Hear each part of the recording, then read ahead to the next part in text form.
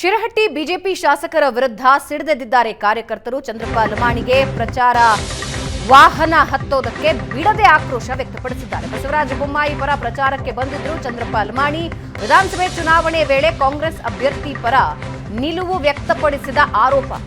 ತಾಲೂಕು ಪದಾಧಿಕಾರಿಗಳ ನೇಮಕದಲ್ಲೂ ಕಾರ್ಯಕರ್ತರ ಕಡೆಗಣನೆ ಆರೋಪ ವ್ಯಕ್ತಪಡಿಸ್ತಾ ಇದ್ದಾರೆ.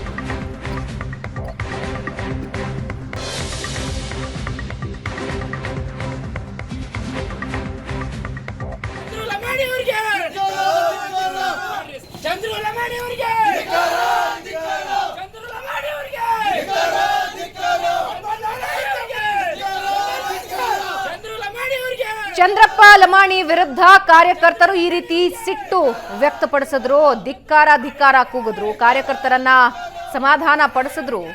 ಮಾಜಿ ಸಚಿವ ಸಿಸಿ ಪಾಟೀಲ್ ಗದಗ ಜಿಲ್ಲೆಯ ಶಿರಹಟ್ಟಿ ತಾಲೂಕಿನ ಶಿಗ್ಲಿ ಗ್ರಾಮದಲ್ಲಿ ಪ್ರಚಾರಕ್ಕೆ ಬಂದ ಸಂದರ್ಭದಲ್ಲಿ ಈ ಘಟನೆ ನಡೆದಿದೆ. ಪ್ರಚಾರದ ವೇಳೆ ಶಾಸಕರ ವಿರುದ್ಧ ಘೋಷಣೆಗಳನ್ನ ಕೂಗಿದ್ರು.